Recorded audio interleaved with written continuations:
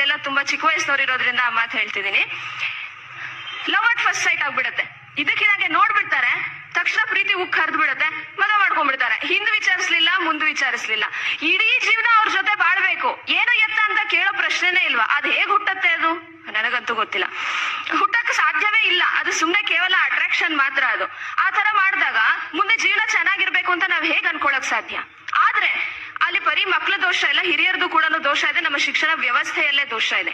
ಆ ಮಕ್ಕಳಿಗೆ ಯಾವತ್ತೂ ಕೂಡ ಇದು ಅಟ್ರಾಕ್ಷನ್, ಇದು ಪ್ರೀತಿ ಅಲ್ಲ. ಪ್ರೀತಿಯ ಅರ್ಥ ತುಂಬಾ ವಿಸ್ತಾರವಾಗಿದೆ. ಪ್ರೀತಿಯ ಹಿಂದೆ ತ್ಯಾಗ ಇದೆ, ಪ್ರೀತಿಯ ಹಿಂದೆ ಅಡ್ಜಸ್ಟ್ಮೆಂಟ್ ಇದೆ, ಹೊಂದಾಣಿಕೆ ಇದೆ. ಇದನ್ನೆಲ್ಲ ನಾವು ಮಕ್ಳಿಗೆ ಹೇಳ್ಕೊಟ್ಟಿದೀವ?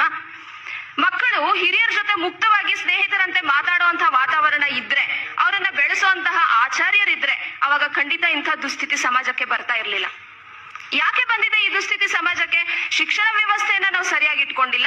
ಆದ್ರಿಂದ ಇವತ್ತಿನ ದಿನ ನಾವು ಈ ದುಸ್ಥಿತಿಯಲ್ಲಿ ಇದೀವಿ. ಇದು ಸುಮ್ಮನೆ ಉದಾಹರಣೆಗೆ ಹೇಳಿದ್ ಮಾತ್ರ.